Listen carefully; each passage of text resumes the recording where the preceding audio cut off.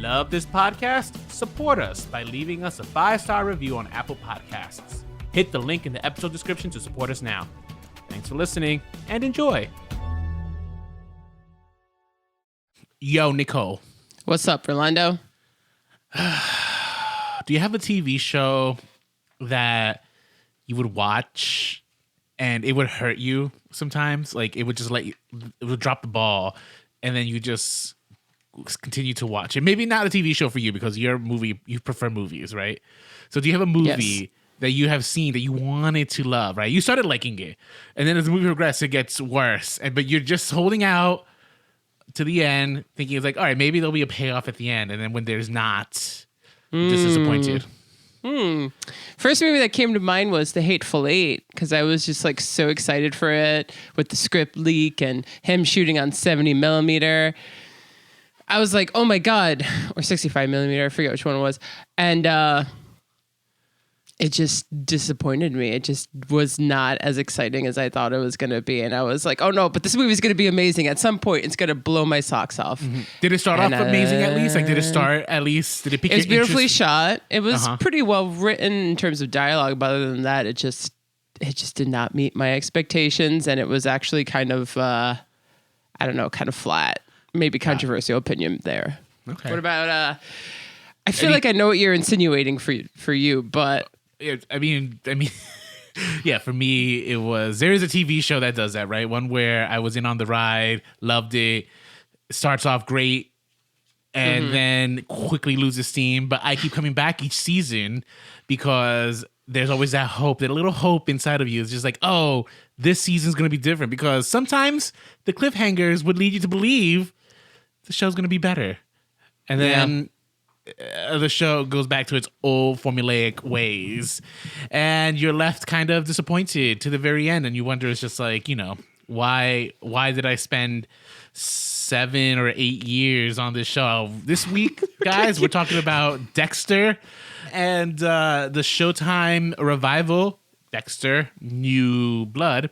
And let me tell you guys, this is, I mentioned it last week if you listened all the way through, but this was this is like that girlfriend that always hurts you, but you can't go back to. This is that relationship for me, you know? Yeah. And I can't wait to spill the tea on this relationship, right? Because we had a bad breakup. We did. And I can't wait to talk about it. Yeah, let's air out all that dirty laundry. Mm-hmm. I'm Nicole. And I'm Rolando. And this is Remakes, Reboots, and Revivals. An original podcast about unoriginality.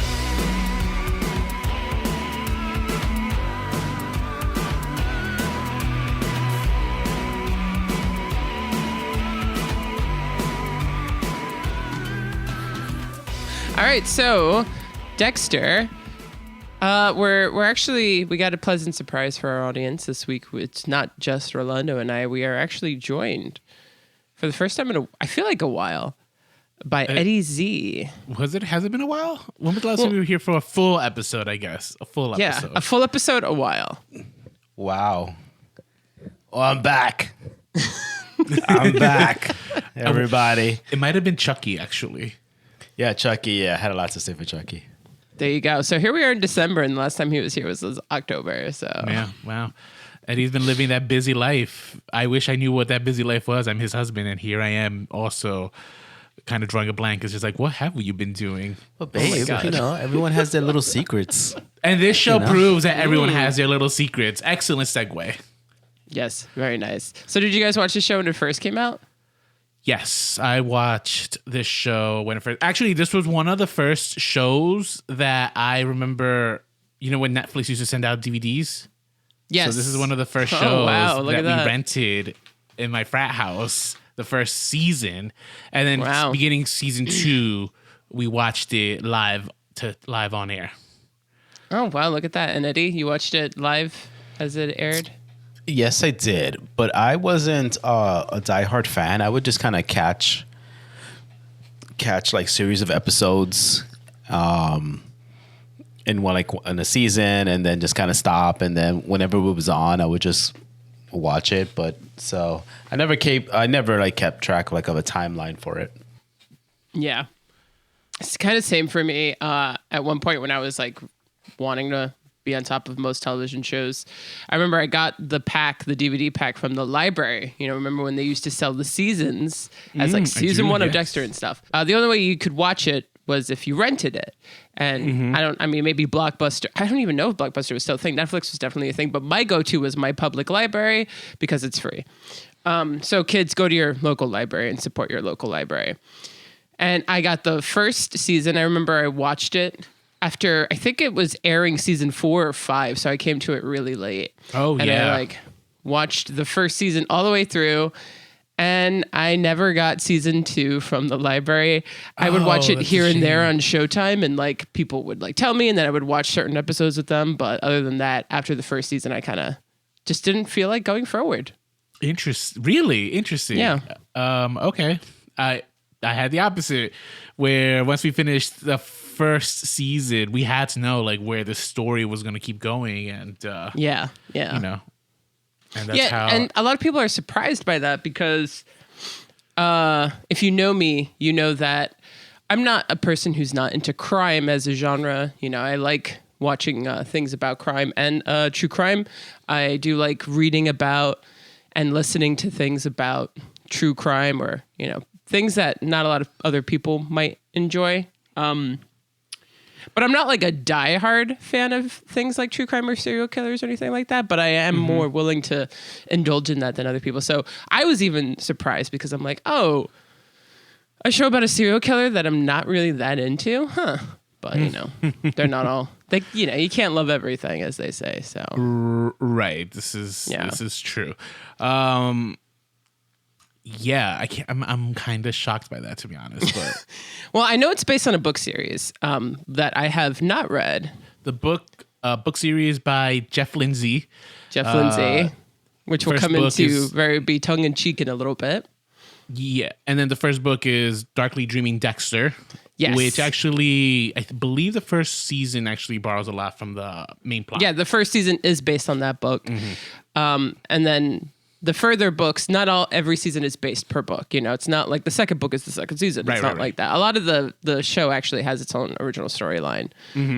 But I know that the first book is very much the first season. Yep. Yeah. And, you know, disclaimer, we've not read the books. We're solely judging the show. And I think... You're just making an assumption that I never read the book. Rolando, have you read this book? No, I read the Marvel comics, because Marvel ended up having a limited run based off of the Dexter character. Yeah, isn't there there's tons of merchandise off there this was. I mean, right? Dexter became a pretty hot commodity, popular show for Showtime, right? Yeah. Well, you know, it's interesting because that is like the era. It's like immediately after The Sopranos, and when all these networks needed to compete with something like HBO, they all started making their men who abuse power shows. Obviously, HBO had The Sopranos. AMC was a huge contender at one point when they had two. They had Breaking Bad and Mad Men. Netflix had House of Cards, you know.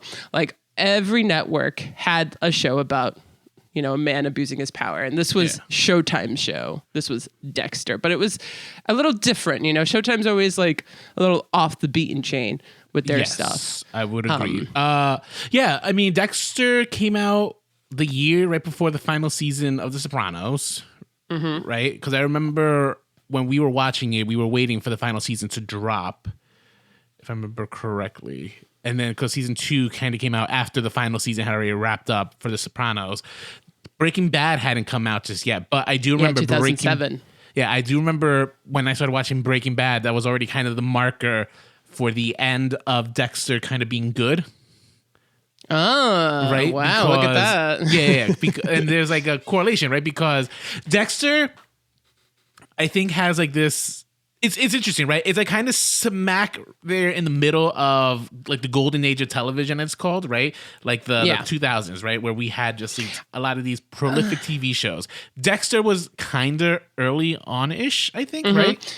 Yeah, I do want to back up, though. The golden age of television is actually the 1950s. That might be the silver age or something else, or they call it, I know they called it a renaissance, but... Oh, no, I'm pretty sure technically speaking, the golden age of television is the 1950s. The golden age of television, according to this Wikipedia article, is the 2000s to present. Although I think right now we're in peak TV. That's interesting. I'd like to see this article because So they're wrong if you look at named in Google. reference to the original golden age is the 1950s. But yeah, no, a lot of people will refer to this as a new golden age of TV just because the other term I've heard a lot is a lot of prestige TV. Okay, Is the yeah, kind of the that's era that we're in. I could hear that. Yeah, But yeah, I mean, whatever. Those terms that nomenclature means nothing, you know. Well, yeah, technically, like, well, it would be like saying the golden age of Hollywood was the 1980s, and that's just. But to someone, it just might wrong. Yeah, but we're talking about the ubiquitous, collective term that we all kind of use, and I mean, you don't it's know like what if you're Zoomers using are a term that other people are using Yeah, wrong, but, like, then you're just but confusing them. I feel like that changes with the culture, right? Because Zoomers are going to probably be like, it's just like, ew.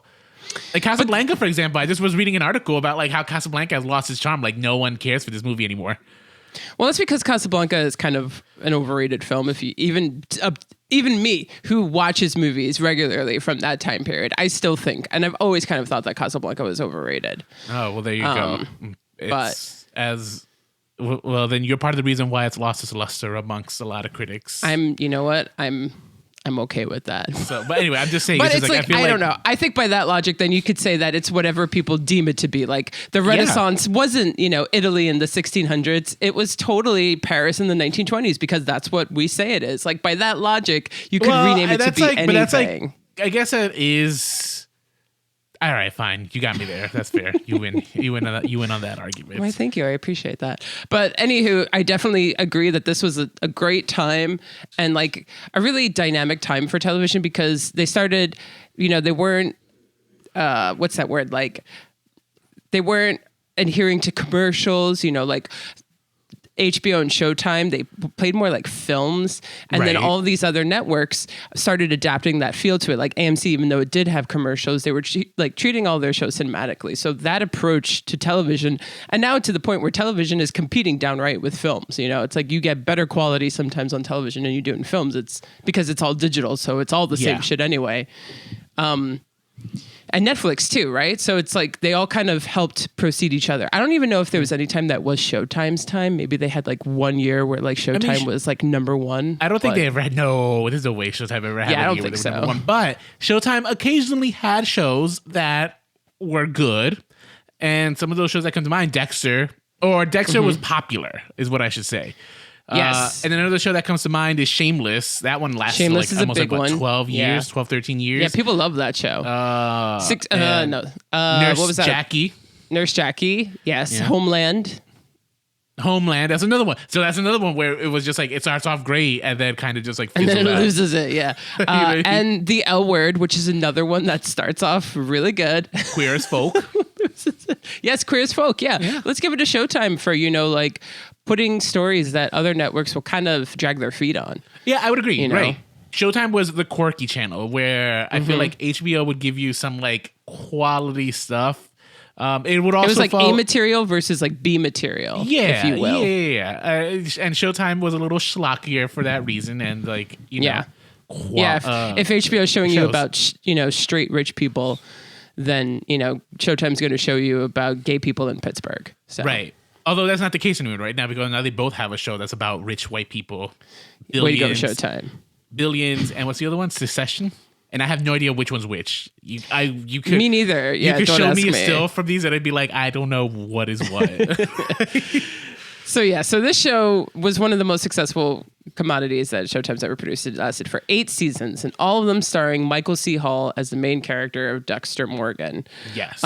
Dexter Morgan as a character, he pretty much adheres to the theory that you're kind of born a certain way, right? You have a gene. And I actually read a book like this, Defending Jacob, which was turned into an Apple TV series, where it was like, you actually can have a gene in where you want to murder people, right? That's what one of the things that this book puts forward is that some people are born with it. Yes. And Dexter Morgan was born with this trait within him. He has this thing within him that he calls... Oh man, I just said it earlier in the episode. The dark passenger. That pretty much calls to him to fulfill his homicidal tendencies. Yeah. But he was, I think he also subscribes to the belief that he was created because he witnessed his mother being chainsawed by drug dealers. Oh, so it's a really neutral nature versus nurture. I think it's like the nature is in there, but like because as a baby he witnessed his mom being chainsawed to death. Both he and his brother, guys, we're spoiling the shit out of the first season. He and his brother witnessed their mother being chainsawed to death because of a drug deal gone bad in a... Oh, where were they? I think they were in an ice truck or maybe in a storage unit. And as a result, something in them both clicked and they both became homicidal, not maniacs, I guess. They were psychopaths, I guess. I forget the terminology. Psychopaths. Okay, psychopaths. They were serial Homicidal killers. psychopaths. They both become serial killers. His brother grows up to become the ice box killer. And Dexter, who was raised by Harry, who was a cop, teaches him to kind of quell his homicidal tendencies. And if you're going to kill, gives him a set of rules to follow. Rule number 1 being don't get caught. And rule number 2, I think, is like only kill those that deserve it. Yeah. Right? Kind of putting... So Be it a gives, vigilante almost. Yeah, so Dexter becomes a vigilante. He has like a moral code that he kind of tries to follow as best he can. And that's kind of what makes him a unique serial killer, right? He's killing... Right from the first season, we learned that he kills, but he kills only people that deserve it. People who have at least killed themselves. And he himself works for Miami Metro Homicide Department. He's a blood splatter analyst. He usually collects evidence that will exonerate people, but he knows that they're guilty, so he'll go and commit justice. Yeah. But he's really just fulfilling this like need that he has to murder. Yeah. Yeah, you said it. Yeah. That's it. Yeah. I guess. I mean, look, that's a pretty dope premise for a TV show, right? Like, you hear that? How do network execs not say, "Take our money, run with it"? Yeah, because you're constantly watching him have this like huge battle between his two lives. He's living a double life. Who he really is, or who he can't be openly, and then his public life. Since he works in forensics, he has a lot of people in his life, that are really can easily find out who he really is, amongst them being his sister, Deborah, who's, I think, one of the major characters throughout the entire series. Yes. If it's Dexter, then Deborah, who is his adopted stepsister.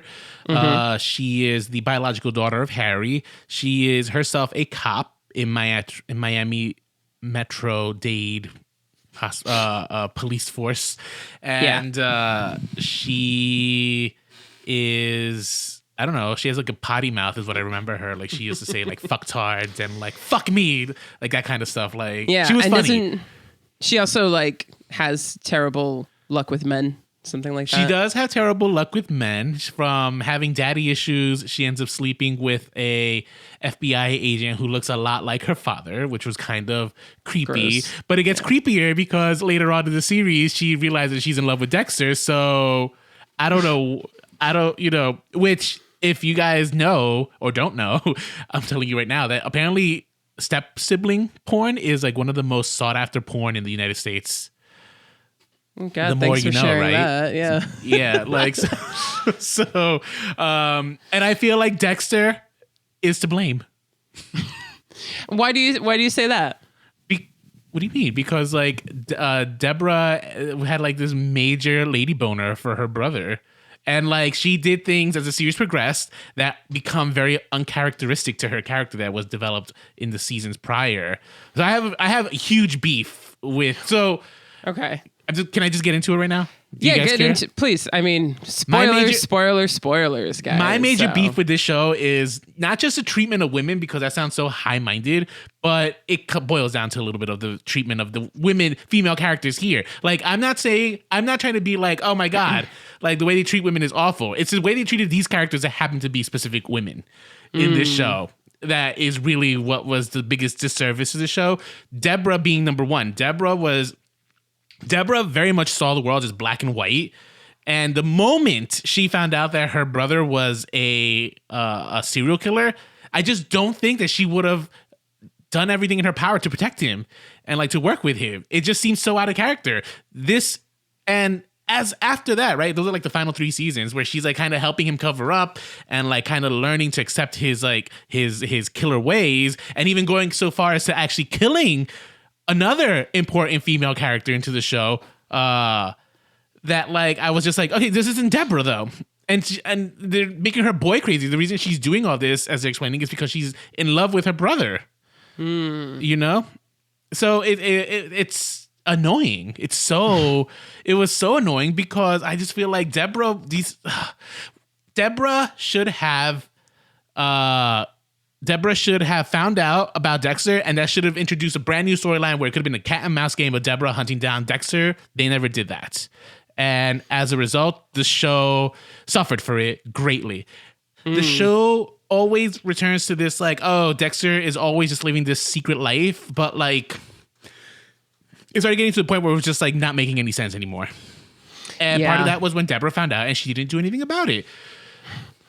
I wonder if they were trying to say that, you know, sometimes you'll find yourself doing things that you would never think you would do for the people that you love, for the people that you feel deeply for. Because at the end of the day, that's her brother.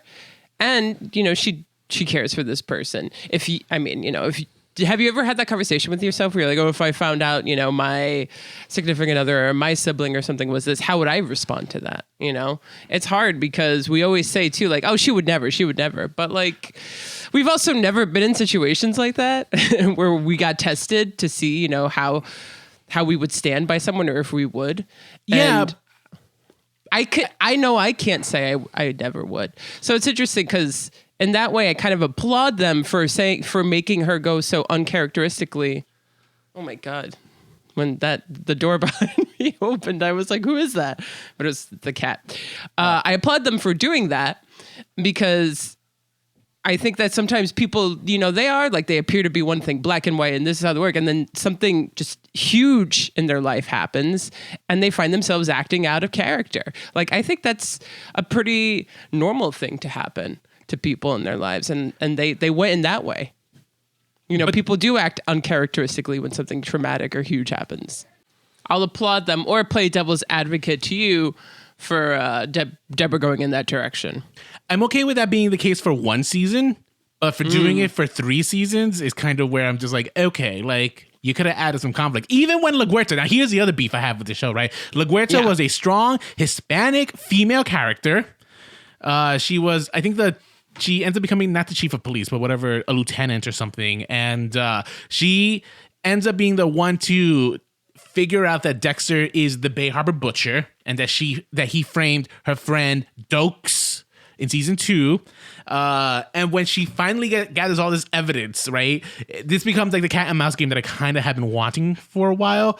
And what happens? He ends up like framing her to make it look like she planted that evidence, which she didn't. And looking crazy, but then she catches him in the act. Oh, I think he decides to kill her because she is catching on to him and like she's implicated Deborah. And he decides to protect Deborah. He's going to kill her, thus breaking his code, right? And that's when it comes down to the season finale where Deborah, it literally comes to the room and he's about to kill LaGuerta and she has a gun pointed and she's deciding who she's going to kill. Is she going to kill Dexter or is she going to kill LaGuerta? And she decides to kill LaGuerta. And I was just like, I know she was going to kill Dexter, but she could have arrested Dexter and they could have worked together. And that could have been the setup for the final season. Again, being where I think my beef with Dexter is that he never paid the price for his crimes because he is at the end of the day still a criminal, right? There was no justice. Absolutely. It doesn't matter if he was killing bad guys. He was still killing, right? He was still committing murder. So I feel like there needed to be a season where he needed to pay. There needed to be retribution. And I don't mean in the sense of killing his wife. That's not paying for his crimes, right? That's not balancing. I mean like actual justice, right? And that's where the show kind of lost me. So there was like one of the worst final seasons of a show ever. It was a worst series finale. And Dexter abandons his child to another serial killer. And I'm just like, father of the year, man. Father of the fucking year. Well, what I agree with you, you know, definitely in theory, like, yeah, like why are we wanting this guy to constantly get away with murder? Like murder at the end of the day is it's a terrible thing. There's no way to kind of justify it. I mean, maybe in like a couple of instances, but very few. Like self-defense and all that stuff. And not only does he get away with it, but like other people, innocent people have to be harmed, on his behalf. Like the big thing about this show is the season 4 finale, I believe. Where season 4, yes. You're talking about his wife. Yes, where the murder of his wife. Yes. And then his child pretty much laying down the foundation for becoming him, right? Mm-hmm. So like it repeating another generation, like his poor wife has to die for him, and like you said, like, oh, is that supposed to be like him getting any sort of retribution? And if that is, that's totally unfair. No, totally, 100%. Because he's fine. He keeps doing what he's got to do anyway. Yeah. So in season 4, I think that's also the only thing I was going to say is I think that's why I kind of left the show, because the show didn't really have any moral compass behind it, that like a real moral compass. They claim that Dexter himself has it, but I didn't really see any of that from the writing of the show, and I wasn't down with it. I was like, this isn't fun. I'm not rooting for this guy. Mm-hmm. And that's yet, it. I kept coming back to root for him because I will say this is because of the performances, right? Because this show, despite its bad writing, sometimes gave some of the best performances. Dexter, Michael C. Hall as Dexter is his best when he's playing that unhinged and he's about to murder someone. Like that is, he's such a good actor that it gave us some of the best performances from John Lithgow for season 4 when he played the Trinity Killer. Who else did we get? We got some over the top campy performances from Jimmy Smits in season 2. Like that's what I will say. Like this is part of the reason why I kept coming back to the show, and that's also part of the reason why I watched this revival. And it reminded me very early on, like, oh, I forgot what made Dexter so good, and that is Michael C. Hall. Michael C. Hall is the best thing to come from Dexter, right? Like I think his performance is so gripping. Like sometimes, like specifically when he's trying to kill someone. I mean, it helps that he has that Neanderthal, I will kill you look, right? Mm-hmm. Which some find sexy. I'm in that camp. I'm not. And but I mean, Dexter, the original series, is just such a flawed show. And when they introduced Julia Stiles as Lumen, talk about killing this show. Like I don't know why I don't like Julia Stiles at all. Well, that's a personal thing, man. It is a personal thing, but like I feel like this show only solidified that more. Because I didn't like her already, and then when I was watching her, I'm just like, "Oh, you're really ruining this show." And I it didn't really help. don't like you, yeah. And not just that, but like the writing was also so terrible that it was just like it was awful. This show, I don't know. Like sometimes I judge myself for going back to watch it and just saying it's just like, oh, they're going to change something, but they don't. And like the original run of the show was just like, I can't anymore. Like, so wait, would you say this is a guilty pleasure? The only guilt I feel is watching it, though. But I don't know if I find pleasure. Oh, so there was not even any pleasure in No, it. There was. Up until season 4, the show was a very enjoyable show. But once they killed off Rita, the show lost its footing, right? The show didn't know where it was going to go. Unhinged. Yeah. Mm-hmm. Yeah. Right? I would say, and then, like, you kept falling in love with all these blondes. And it was just like, okay. So Rita wasn't that important to your life, I guess. Yeah. We've talked about jumping the shark. And I think that this is one of the most famous recent cases of a show jumping the shark, because I think it's pretty, even if you've not watched Dexter, you know about the fans' outrage and where the direction the show went in. Yeah. And when we did our Sopranos episode, and we talked about the way that show ended, how it was polarizing. But, I think as over time, people have actually realized that it was a very fitting way to end the show. Mm-hmm. I think only over time, people have gotten more and more angry with how Dexter has ended. Yeah. And I mean, did you watch that live? Like, how did you feel? It live. I mean, I was. You hated furious. The show, but I was so mad. First, for a couple of things, right? This show at this point already had a history of killing off major female characters. So killing off Deb was kind of a dirty move, especially when like she survived a gunshot wound like the episode prior, and like they're just like telling us like, okay, no, it's fine, she's in the hospital, everything's gonna go fine, she's gonna go into surgery. He kills the bad guy. The cops are cool with it because we're gonna pretend like it's self-defense, you know, because he shot one of our own. And when he comes back, she's dead, right? She had the surgery didn't go well, so she died. So he feels guilty, so he decides to like, she's actually not dead, she's in a vegetative state. Yeah. So he takes her corpse and he dumps her in the ocean during a hurricane.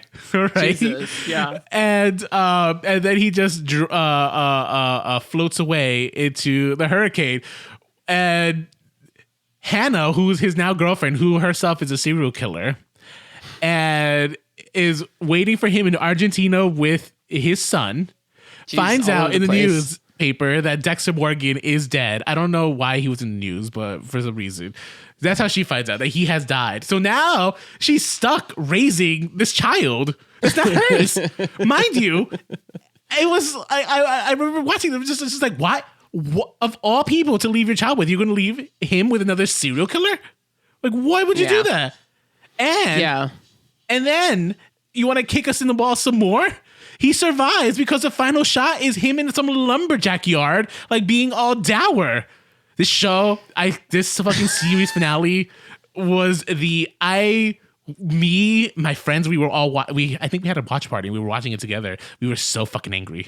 We were so angry. Do you think it's like, did that show go through numerous showrunners? Do you think it was just bad writing? Great too much question. Interference? I don't know what the answer to that is. I don't know. You know, I'm not one of those fanboys who like reads into that kind of stuff, right? I see. Okay. Well, I mean, it would have been useful for the podcast, but yeah.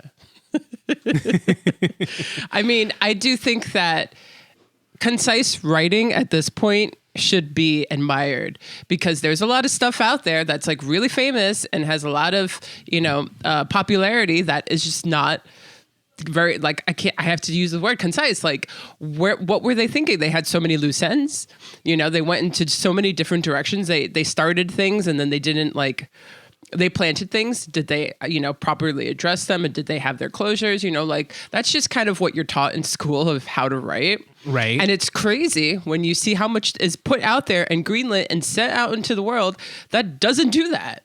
Mm-hmm. And it's actually kind of frustrating because you're like hammered that into school. And it's kind of like, it's like athletes who use steroids, right? It's like, wait a minute, I thought we weren't supposed to do that. That kind of also feels like cheating. Like people who just kind of write without actually thinking about what the fuck they're writing or the story that they're telling.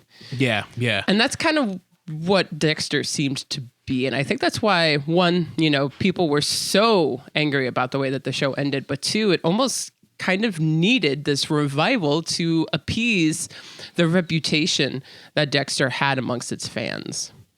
Almost needed it. Did it? Though, no, not at all. When the revival was announced, I think I immediately texted my group of friends that we were the ones who started watching this together. We were just like, how fucking dare they? How fucking dare they bring Dexter back after he hurt us? He hurt us so much. Why would they do this? Yeah. And I asked them the question, was like, are you guys going to watch? And I think in total, half of us, only half of us said maybe.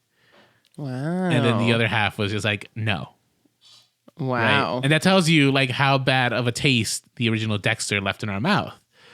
Yeah. And I didn't vote in that one because I was just like, well, I think I'm going to have to because of the podcast, so that's not fair. Would I? Do you want to blow up your spot? I don't know. Should I blow up your spot? Go ahead. Blow it up. You actually removed something from the calendar so that we could discuss Dexter. Right. Because I think I wanted to air my grievances. Ah, yes. You needed this to be therapy for you. I needed to scream about why Dexter hurt me so much, so many times. I get that. You know what I mean? Absolutely, it's closure. yeah. I wanted some closure. And I had my closure with this podcast, but they decided it's like, no, but we're gonna give you more Dexter.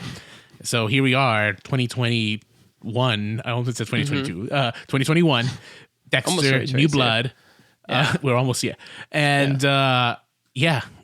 kick it off. Showtime. Yeah, it's Showtime, folks. Do you know what that's a reference to? by any chance? The Mask. No, I think maybe The Mask was referencing this film. It's All That Jazz. I know you saw it recently. So. Oh.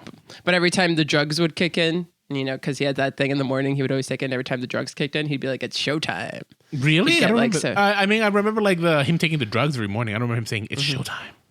Yeah, after, to end that little sequence, he would always say that. And that was like the drugs kicking in. At least that's how I read it. Anyway, so so the drugs kicking in for Dexter New Blood. So this, as far as I'm concerned, is a one miniseries thing, right? It's just going to be a 10-episode arc where they, try and finish off the story of Dexter. But of course, if this show gets rave reviews and a lot of viewers, I'm sure there's going to be a second season. But as of now, Dexter New Blood is a one-season miniseries revival of Dexter. Correct. As far as we know. As far as we know. It is supposed to be a one-season miniseries. So the show picks up 10 years after the series finale, where he left to go be a fucking lumberjack, right? But the show ended with him being a lumberjack, I think, in the Northwest. Yeah, I think the implication is that he's traveled around, figuring out until he's settled into a life of, I don't know, mundanity. I guess so. He pretty much, he decided that he wanted to go to the Northeast, into New York, particularly about the Seneca Falls region, the Finger Lakes, and be a lumberjack there. And his new identity is Jim Lindsay, which is a reference to the author of the books, Jeff Lindsay. Yeah, how nice is that? Yeah, it's so cute. I'm sure Jeff is so happy. He don't care. He just wants that paycheck. He's just like, good royalties, bitches. And the life of Jim Lindsay is actually that of a very simple, quiet life, which, movies love to do this, where it's like a person who's been through a lot of shit will give it all up and romanticize the simple life, where it's just like, get a job at your local store, know everybody in town. The big thing is getting to that bar and dancing with everybody. It's like straight out of almost like a Frank Capra movie. Yeah. I was like... Since when? Dexter went to go live in a Norman Rockwell painting. Okay. Yeah. So he works at a gun store. I guess it's a gun store, right? It is a gun. It's like an ammo shop. I think it's like a hunting gear. Like hunting gear. Yeah. He's also, he helps some of the local people out. He helps sharpen the knives of the local butcher. He's dating the sheriff. Is she the sheriff? She is the sheriff. The sheriff of the town. She is a indigenous person. Yes, she is. And as a result, she herself has a duality, right? Where she has to, she works for the townsfolk, like the town itself, but she also, as a member of the reservation, has this kind of connection that kind of, I don't want to say, how do I say this? It's just she's kind of caught in the middle of two worlds, it seems, right? Yeah. Where she has her, she has a duty, but she also has, to look out for her people sometimes, right? And part of her looking out for her people is she is in the middle of trying to solve this constant string of missing girls, missing women. Yes. So she has that duality in her life, and that will come actually into play within the storyline of the show. Other than that, she has an adopted daughter too. Oh, that's right. She does have an adopted daughter, which I thought was random because I thought it was at first bad casting. I was just like, okay, this girl is clearly white. Yeah. And then they explained it until she's adopted. I'm like, oh, thank God. Yeah. Thank God. And that's the thing. You find out all the information slowly but surely throughout the episodes of this. So, it doesn't be like, Dexter's now living here and it's been 10 years and he's dating this. You slowly are finding this out. Right. So two things happen within the first episode that kind of, completely throw his life into disarray, because for 10 years, he's a former serial killer. He gave it all up. He's like, I don't want to do this anymore. This is not who I want to be. And I just want to live a quiet, simple, normal life without any of this bullshit. Because, for 8 seasons, my life was chaotic and I don't want chaos anymore. Yeah. He went cold turkey. Everything's going great. Yeah, he went cold turkey. He's going great. He hallucinates his dead sister in his mind, but other than that, he's doing great, right? Which reminds me, the new girl. Oh yeah, that tea. Oh, sorry. Oh, I'm gonna say. Well, yeah, we'll talk about that too. But the new girl, his new girlfriend, right, looks a lot like Deborah, right? I would say so. I think so much. Like it was sometimes eerie. It was just like, ew, like gross, man. Yeah, boning, and she's a cop. Yeah, well, it's really interesting that he gets such hot women. Well, he's kind of a hot man, though. So. I guess. I don't know. I personally don't see it, but I also am like, do none of them even suspect that he's a murderous psychopath? But I guess not a lot of people thought that about Ted Bundy, so I kind of answered my own question. Mm-hmm.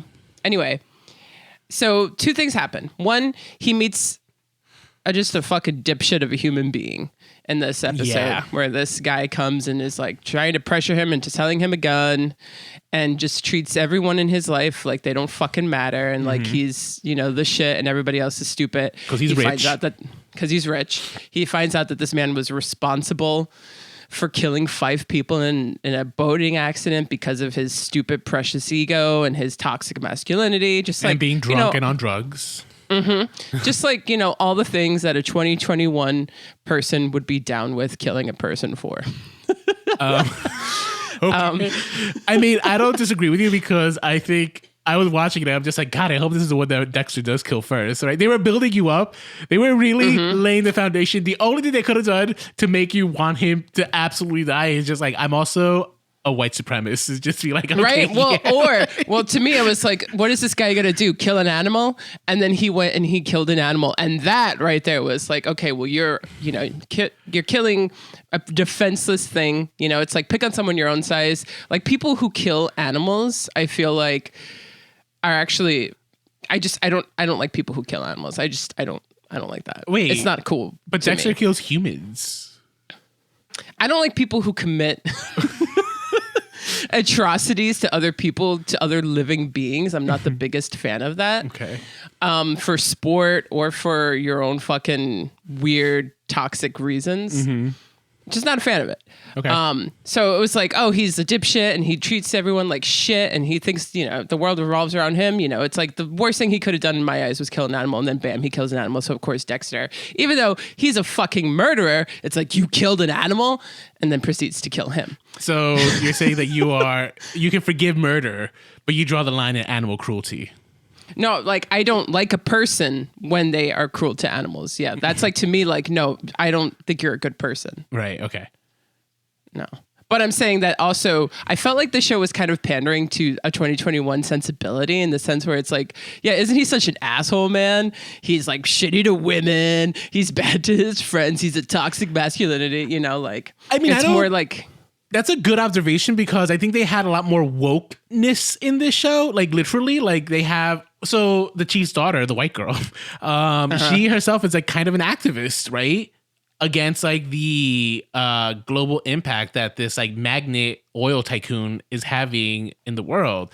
And, and to your point, they literally build this one guy out to be like the most toxic version of a man imaginable in the year 2021, So he has almost no redeeming qualities. So, and they wanted you to be like, yeah, Dexter, give up your 10-year celibacy for murder and kill this dipshit, Celibacy. And then something else, I don't know what the term is. What's the one like sobriety? You would say sobriety? Oh, abstaining, yes. Abstinence. Yes, thank you. Thank you, Eddie. See? Yes, for those who forgot, he's here because he's so quiet. And also, just correcting us. Surprise, at the end of the episode, he gets a knock on the door, and it's his son looking for Dexter Morgan, right? How he even thought to find his father who might be alive, that they explain that throughout the episodes. So these 2 things completely upend his life, his quiet life as Jim Lindsay, and everything that we knew in the 8 seasons of Dexter, where these 2 lives are now, threatening to expose one another and throw everything off, is starting to play out in the next couple of episodes. Wait, I just want to correct you real quick. You said at the end of the episode, his son appears, but that's not. It's his son appears in the middle of the episode, like towards the middle. It's when he at the end is actually like, so he lied to his son, saying he's just like, no, I'm not Dexter. You got the wrong man. Get out. That's right. Yeah, and at the end, he's like, is him you're right, picking him up and saying, I am Dexter Morgan, him accepting. It's just like, okay, which is more important because like that is what ultimately will set up the rest of the season. This like is true because him also accepting yes, his son. Because Deborah, who he hallucinates in his mind, is like, no, you can't let him back into your life because that's going to open the door to all the things that you wanted to run away from and that brought all this misery into your life before. And, you know, she's right. And he's like, yeah, you're right. But he couldn't turn his back on his son. And more importantly, he felt like he couldn't turn his back on who he was, which is a murderous psychopath. So he opened those doors. And now, you know, that's why we have new blood. Yeah. I got to say, it was pretty satisfying seeing him kill, though. Again, for me, it was like, again, like that scene when like he's like his monologuing to like the guy that he's about to murder. It reminded me of just like, this is actually what I loved about Dexter to begin with. Like this performance, this like kind of unhinged Michael C. Hall, who I think would make like a great Marvel or DC villain if given the chance. You know what I mean? Like I think he gives such a good like crazy performance, like psychopathic performance, and I was here for it. You know, the one thing that I will like say that I think is good about Dexter is that it kind of calls out the bloodlust that we all have within us. You know, since the dawn of man, I feel like human beings have always experimented in their bloodlust, whether it's, you know, the Colosseum with those gladiator fights to the deaths, or the fact that we're constantly in war, right? It's almost like we constantly we have this need for people we have bloodlust. And that show kind of calls us out as like the reason why you love this show so much and why you're okay with it in the name of, you know, a vigilante murder is because you want to see someone die. Right. That's why some people also are like want to hear the details of a true crime podcast or something, you know, like us trying to get to the things that we're afraid of or that we shouldn't be. And so it calls out that part about human nature, which is unpleasant and we don't really want to admit about ourselves. And that's why I think the show lasted as long as it did and people wanted it back. And even you said like, I enjoyed that part of the show, you know, like I thought it was one of the more satisfying parts of it. And I would agree with you. And that's, I think, one of the things that I will definitely always appreciate about Dexter, because it's like, what am I going to do? Lie? It's like, no, I don't approve of that stuff. It's like, no, it's calling people out. And it's like, yeah, you're right. People want to see this shit. It's true. That's what I do want to see. Yeah. So no lie. So also the one thing that New Blood sets up is that, of course, you can't have a Dexter season without a simultaneous other serial killer. Of course. And there is a simultaneous serial killer who is taking runaway women and locking them in a room and watching them and, you know, for his own kinks or whatever, and then killing them. And should we spoil this? You got to see. Yes, I got to see who it was. Oh, you don't know. Wait, we know who it is? I'm like 5 episodes in and I don't know who it is. I mean, I think I know who it is, but it's oh, you don't know who it is? It's a rich guy's father, right? Like the implications are pretty damn big. Okay, yeah. It's his father, yeah. We never saw him. I don't think we've seen him until like maybe the most recent episode. Then I guess I saw more than you. Oh, wait, what episode are you on? I mean, I'm pretty sure that was episode 5. Oh, I'm still behind. I'm behind one episode. Okay, so it's confirmed. All right, no, I kind of figured it was him. Like the show. I mean, again, this is the flaw of Dexter. Like sometimes the writing is just not that good. Like they kind of, I figured out. Me and Eddie figured out it was him at the end of the second episode when he's praised, or the third episode when he's like all happy that like his son is alive, right? After putting a big like shit show for, you know, not looking for him because the cop said we're gonna go hunt down. Sorry guys, we're spoiling the shit out of you, but they said they're gonna go look in the mines, and I'm assuming that's where he buries the bodies, right? And so that's why he was just like, oh, my son came back to me, don't worry guys, search is over, right? So I kind of figured it's just like, oh, that's what's happened, so it's clearly you. So yeah, I figured it out. Well, I thought it was him simply because he's white. That and with bringing Harrison back and having Harrison kind of be this whole like thing that goes full circle from Dexter to now his son, and the pattern will repeat, there seems to be a mirror within a father and son thing between, you know, the murder victim. What was his name? Matt? I think Matt. That sounds right. And his father, right? So how, you know, you kind of see Dexter himself reflected in there, and I think there is going to be some sort of mirror reflection. And I think somehow he's gonna know, or he's gonna play with Dexter, because he does also seem to be toying with Jim Lindsay, aka Dexter. You know, he like lies like, oh yeah, my son reached out to me, and Dexter's like, I just burned his body in the incinerator, but okay. Which also, I guess, it reminds me. But I thought initially it was going to be like the oil tycoon, because that's not the same guy. Yeah. But it's not. So I'm just wondering, like, was he just a red herring? Was he going to have like a payoff later? Like he's in on the crime too. Like it's a syndicate of rich guys, just murdering people out in the woods. Yeah, true. Because also, like, how does this hunter douchebag afford all of that high end equipment? So yeah. So agreed. That is. So there we go. That's the other thing. But the other major storyline that's happening, though, if you're watching the show, is that Harrison himself is exhibiting these serial killer tendencies that Dexter himself struggled with. And so the dilemma that Dexter is having with Deb, who's really his subconscious, is just like, do I encourage it or do I get a handle on it? And Deborah's just there screaming. She's like, don't do it. She's crying, being all super emotional. I'm going to give a round of applause to this actress here, Jennifer Carpenter, because she's giving her all as Dexter's subconscious. They are making her do some wacky ass shit, and I'm here for it because God only knows how I knew that's how they want to bring her back, right? Because she died in the series. Unless we're gonna undo everything. So I knew she had to play the new Harry, but I didn't know that they were gonna go kind of wacky with it, but I love it. And also, I guess it saves Jennifer Carpenter of having that much screen time with her ex-husband, because they went through a pretty bitter divorce during the run of Dexter. So yeah, isn't that crazy? I know. Like, they fall in love on set and then they divorce and they have to play brother and sister. Like, oh my God, I would never wish that. Then they also set up the storyline that's like, you're falling in love with your brother. It's just like, oh my God, that fucking sucks. Like I'm pretty sure as they were divorcing or separating is when that storyline was playing out. Wow. I know. Actually, apparently though, they're actually friends. So are they? That's nice to know. But, I know he was also going through like cancer. I assumed, honestly, when I thought he was going through like a midlife crisis because he was diagnosed with like some cancer. And so it kind of seemed like a very speedy romance, right? Like I think he was just thought maybe he's like gonna die. So it's just like he wants to experience love. And so they got married real quick. And then that kind of like when he survived, it's like, ah, shit, I made a mistake. Yeah. Now we have to, Well, they eloped too. So it was all very... See? Yeah, so there you go. I wonder why. I'm just saying. I have my own conspiracy theories as to what's happening there. Says the guy who said, "It's like I'm not a fan who likes to read behind the scenes drama." I was all about that drama though. Well, I mean, that's way more scandalous. So yeah, it's a good kind of drama.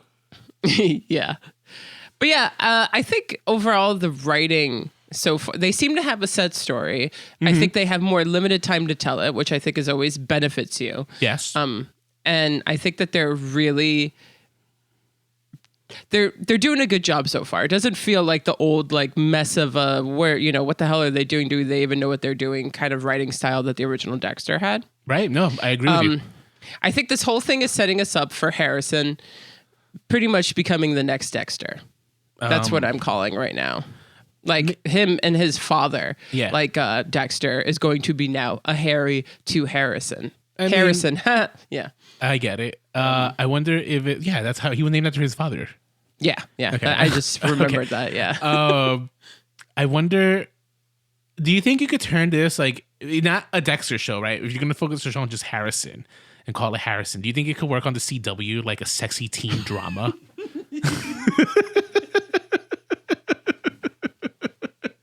I don't know. You should definitely pitch it. I should, right? I would have that's the pitch right there. It's just like, okay, great. We did a great first season of Dexter. Let's wrap that up. But now we're gonna just focus on the teen, and we're gonna make it a sexy teen thriller like Riverdale.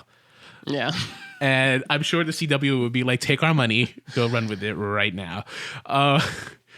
So why do you think they brought this show back? I was wondering that as I was watching it, and I wish I knew.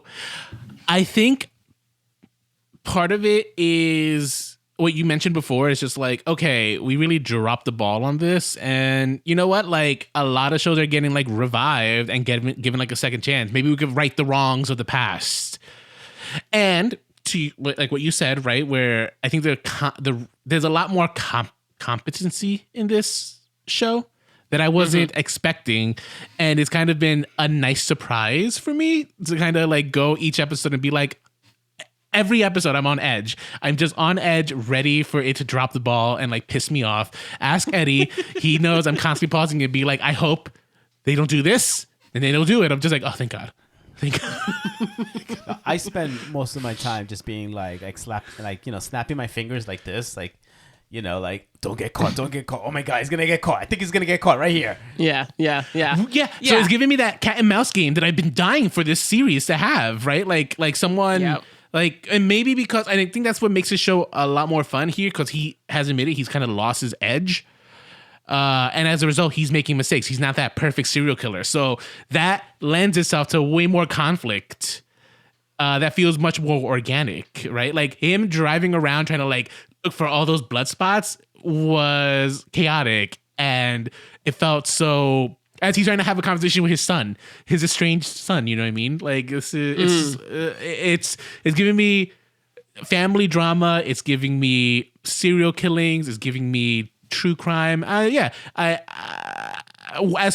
answer your question as to like why do I think they brought it? I really think it's just because they're realizing shows are having success reviving their property if they can address the flaws of the past and kind of like correct the ship, right? I'm trying to think of what's a good example, something that we covered that kind of had to do that. Does anything come to mind? Halloween is a movie. Yeah, that's a good example. I was thinking of a series. Will and Grace, I think, would be a good example for a show, right? Where like a lot of, the final couple of seasons were kind of like a little bit wonky between Harry Connick Jr. and Grace. I don't know what was happening by the end of the series, but they kind of steered the ship into a new direction and kind of gave everyone like a new ending, right? So I think that's kind of more or less what's happening here. They're kind of just like, okay, this is how the show ended, but let's give it a proper ending, because I think it's what Dexter needed, like a proper ending that doesn't piss off everyone. I don't care for the fact that like Hannah was kind of killed off screen, and I kind of do hope that like she will make a guest appearance as like just like, surprise, I'm here and I'm going to kill you because you made me raise your fucking child. And you know what? She deserves that. She deserves her justice. Justice for Hannah. All right. Yeah. Let me fucking tell you. Justice for Hannah. Yeah. I mean, no, just straight up justice for all the fucking women from Dexter. Justice for fucking Deborah. Justice for fucking LaGuerta. Justice for fucking Hannah. Not Lumen. For Rita. And justice for Rita. Yeah. Poor woman. Well, actually, so I asked the question, but surprisingly enough, Showtime was more than aware of how much people hated the finale. Were they? And over time, Michael C. Hall was constantly asked, like, would you do a follow-up to the show? Like people were like, come on, that couldn't have been the ending, right? And so there was an original showrunner named Clyde Phillips who was with the show up until season 4, kind of when the show jumped the shark. Yeah, when the show took a shitter. Mm-hmm. And he was also he was somewhat asked, but he saw pretty much the reputation of what happened to the show. So when Showtime, approached him in 2019, he said yes, and he is actually the person who wrote the original script and came up with, the new show of where Dexter went. And I think that he actually wrote. He said he wrote the show backwards. He thought of the ending and wrote the show from there. Mm-hmm. He worked backwards, and he's going on quote saying, "The ending of this one will be stunning, shocking, surprising, unexpected, and without jinxing anything, I will say that the ending of this new season that we're doing will blow up the internet." Okay. So I do think that one, they're trying to completely redeem their show and their reputation with this. But two, I also, it's like, is the goal to blow up the internet, right? Like, why do we tell stories? Like, is that actually something that they should be aiming for? Why not just tell a good story? But at the end of the day, Dexter, the reason why it works, or the reason why it has such a fan base, is because it is shocking. It's because it is surprising. It is because it always like makes a sudden left turn, and it is kind of like supposed to be gross and all that stuff. And I don't know. It's like, to me, it's kind of like, I'm kind of as a goal, as an end game. I don't know. I like he kind of lost me with that. I will it was say, just like, where's the desire to just simply tell a story? Why do you have to blow up the fucking internet? Yeah, fine. I agree with you with like blowing up the internet necessarily shouldn't be a goal, right? But I do think figuring out what the ending of this limited run series is going to be is much more important, and working your way back, right, is that's actually that's a good place to be.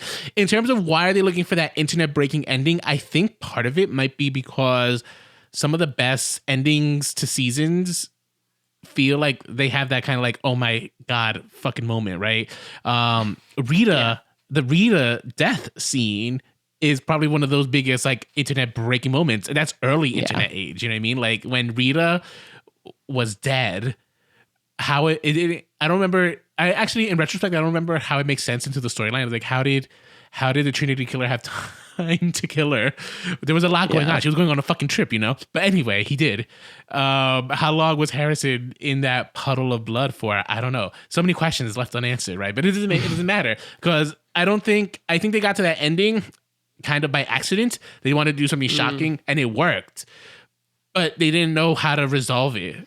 Yeah, exactly. Isn't that what kind of ruined them? Yes, but in here, if they know that this is going to be the ending, if this is what they're planning for, just a one season hit, and they know this is how it's going to be, and working your way backwards, that might be the smart. That I think it's a smart thing to do, and I think, you know, I'm hopeful. I'm not, you know, this is this my last time of turning to this lover and saying, it's like, you've not hurt me, thank you.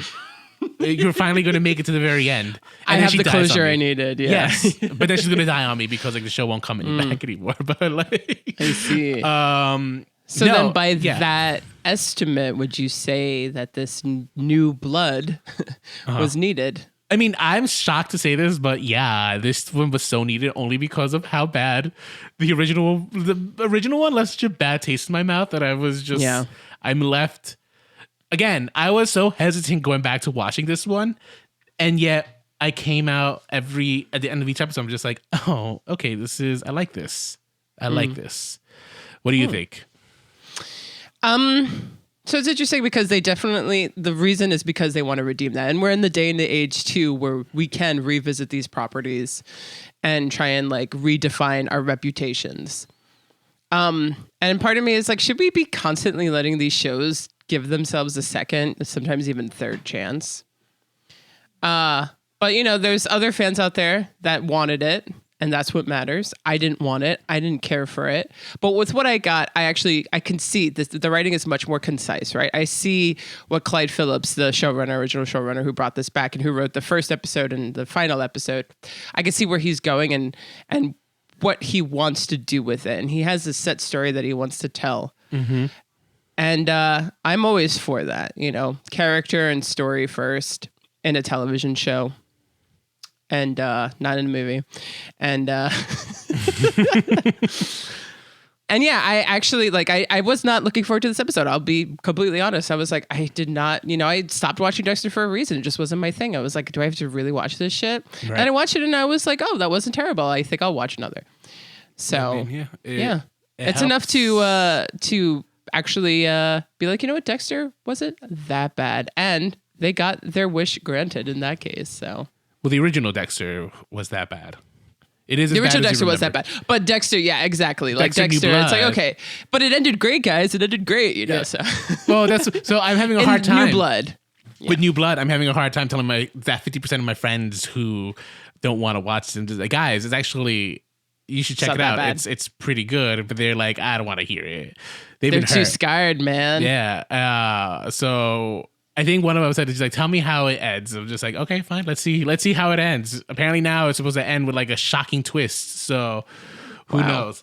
I do have one last thing I wanted to say about the original Dexter that I forgot. Please do. Fuck Quinn, because he was like the worst fucking character imaginable. For those who don't remember, Quinn was Deb's partner. He was kind of a little bit of a dirty cop, but the guy was such a nothing character, and they gave him so much screen time that it annoyed me so much. It annoyed me so much. Eddie, do you have any final thoughts to say on Dexter, New Blood? I'm actually invested in this one. I really want to see where it goes.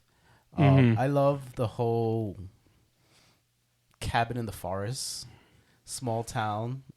I mean, it's like it almost feels like a small town, but there are moments when it's like, okay, this town is a little bigger than what it appears. Yeah. But I kind of like, I definitely like the vibe, and even this tension between the tribes that are there and town people.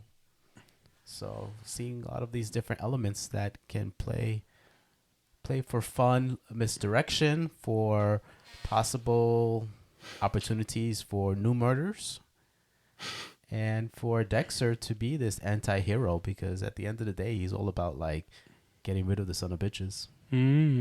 Yes, this is true. Yeah. He's all. And then about we have that. Harrison, who's like this total like. There are moments it's like this guy's so effing creepy, and then he's like, oh, he's so cool. But he's like, I'm gonna help the most bullied kid, and then stab him. So Spoiler. Yeah, that was messed up. Spoiler. Yeah. I will say this. I forgot to mention this, but I actually think the who they cast as Harrison was good casting, because he does look a lot like Michael C. Hall. And Oh, you think so? I think he looks like he could be the child for Michael C. Hall and Rita. It's believable. Okay. Yeah. Okay. I buy it. Yeah. I get that. Yeah. Yeah. Plus, he does play like a little bit. I don't know. Like, it's an annoying. Honestly, it's a hard role to fill because it's kind of an annoying character, to be honest. But like, he's doing it well enough where I'm just like not hating, because it's a character I could easily hate, being so like distant and like kind of being a dickbag for no reason. I mean, yeah, he's lived a hard life, but like, shut up. You're so fucking annoying sometimes. Yeah. Yeah. I just want to. I just want to talk about. Well, no. It just reminds me of a book I read, but I would spoil the book if I brought it up, so just never mind. Which one? That. Defending Jacob? Yeah, maybe. Is that the one? I want to watch the show. It's so funny. I took out that book from the library. I never even opened it. You never opened it? Oh, I'm man. the worst. Maybe one day. Maybe before I watch the show, I want to read it. no, just watch the show. Yeah, well, I consider it, like a good omen that you at least picked up the book. Yeah, and got your it from the recommendation library, really so, sold me yeah. to like take it out from the library, just not to See? crack it open. I returned it. Yeah, I returned it already. That would have definitely cost you a lot of money. But yeah, so Dexter, New Blood, what did you think? Share with us your thoughts. The way you can share your thoughts with us is by emailing us, remakesrebootsrevivals@gmail.com. We are active on social media, facebook.com/remakesrebootsrevivals. Our Instagram handle is @remakesrebootsrevivals. Our Twitter handle is @remakes_podcast. We are also on YouTube. Just search for Remakes Reboots Revivals and we're called right up. And if you enjoyed this podcast, please give us a 5-star rating on Apple Podcasts, as it does really help us. Lastly, if you want your voice to be heard to not only us, but potentially our audience one day, you should call into our number so you can leave us a voicemail. And that number is 862-248-2326. That's 862-248-2326. fantastic. All right. Well, I'm really excited for next week. This next week is going to be, I'm going to take charge on that one because we're covering a huge property. What the hell's next week? And so please stay tuned to next week when we cover West Side Story. Oh, West Side Story. I can't wait to not like it. Oh, let's see. But am I talking about the original or am I talking about the remake? I don't know. I hate you. You know what? On that note, stay on original.